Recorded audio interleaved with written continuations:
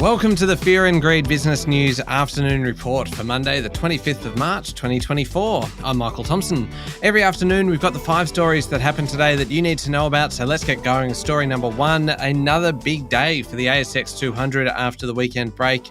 It closed up half of 1% to 7,812 points. That's just 35 points below the record that was set on March 8. So the rest of this week will be a pretty interesting one, I'd say. There were rises across almost all the sectors today, helping drive the gains, led by real estate investment trusts and energy.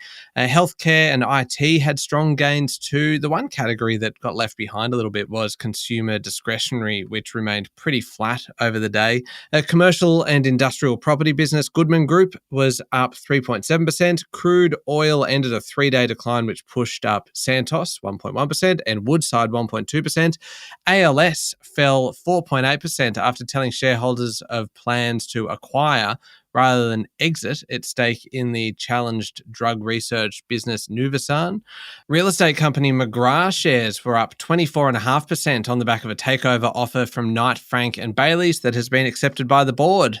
On to story number 2 now, and ANZ has agreed to pay $57.5 million to settle a class action brought against the bank relating to credit cards. The bank isn't admitting any liability and the court needs to approve the settlement, but it looks like this class action, which started in 2021, is coming to an end. The claim related to interest-free credit card customers, with a law firm claiming that from 2010 to 2018, customers were charged retrospective interest on their purchases and that these customers had no way of knowing how much they were going to pay. Story number 3, the Association of Superannuation Funds of Australia has published new research showing couples aged 25 to 34 would struggle to have more than $150,000 from super for a 20% deposit.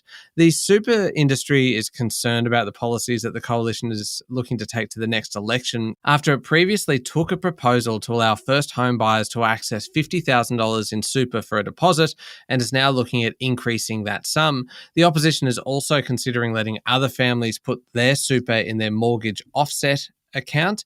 The research looked at the super balances of 300,000 taxpayers combined with ABS data and found those in the top earners in this bracket in Sydney would be unlikely to have these funds available. In Melbourne, the richest 20% of young people aged 30 to 34 would have 120,000, which is about enough for a median apartment deposit. Story number 4, China has blocked Intel and AMD chips from being used in government computers, according to a report from the Financial Times. This is a big one. It marks another step up in its tech war with the US. China's new procurement guidelines will mean agencies in China have to, quote, phase out US microprocessors from computers and servers. The guidelines also shift agencies away from the Windows operating system and towards locally made options. The Financial Times says that this is part of shifting towards safe and reliable processors and purchasing new products. A list matching this description was circulated last year with all China-made options. It is certainly ramping up in the fight for global tech dominance, with the US trying to bolster local semiconductor output and be more self-reliant by launching what is called the 2022 Chips and Science Act that helps support local production. And finally, story number 5, Amazon has launched an appeal in France after the country's data protection agency lumped it with a €32 million fine earlier this year. The French watchdog slapped Amazon with the fine after it claiming that it set up an employee monitoring system in its warehouses. It said the methods used by the retailing giant to keep tabs on workers just was a step too far. About 20,000 staff have faced tracking, including work performance and breaks, using scanners that kept an eye on downtime. The agency said the system was so precise that employees potentially had to justify each break or interruption, and that it was more exhaustive and permanent than usually seen. But Amazon said the systems are actually industry standard and needed to ensure safety, quality, and efficiency, and also to help track packages.